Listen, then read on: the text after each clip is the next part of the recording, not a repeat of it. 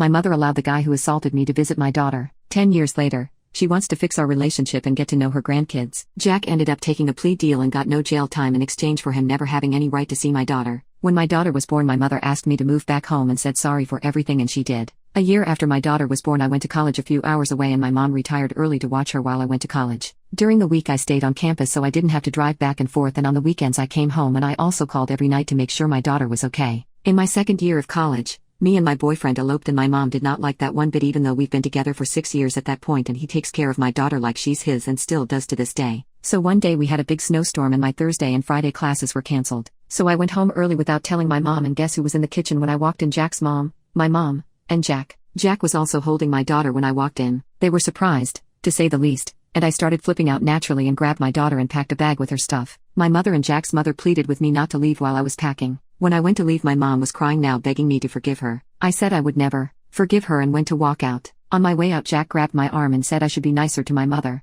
My mother called me hundreds of times, but I never answered her. I left and got an apartment with my husband and daughter. Got a babysitter for when I was in class. A week after this incident, my mother put over $100K in my bank account to buy me over or get me to talk to her. I really don't know. My younger sister just got married and my mother was at the wedding, and I had to be civil to her. She asked about my daughter and son and current pregnancy. She told me how she wanted to fix things with me and see her grandkids before she eventually died, and how she's always believed me about the assault. She just didn't want to be fired. I asked her if she still hung out with Jack's mother. She said sometimes, but mostly at church. I left the conversation at that. She's my mother. I love her. I miss her. She raised me and my sister all by herself, but I don't know if I will ever be able to completely forgive her. I haven't decided what I'm going to do yet. For the first time in 10 years I called my mother. I wanted to talk to her more and see if we can move forward from what happened and to see if I can forgive her. So I called her and she answered right away. The conversation went well at first. We were talking about current things in our life. My mom is finally actually dating someone for the first time since my father left her. And then the conversation somehow turned into church, which led to her talking about Jack. She just felt the need to inform me how much my daughter looks like his other kids. 'Cause I'm supposed to care. I told her I did not want to talk about him, but she continued.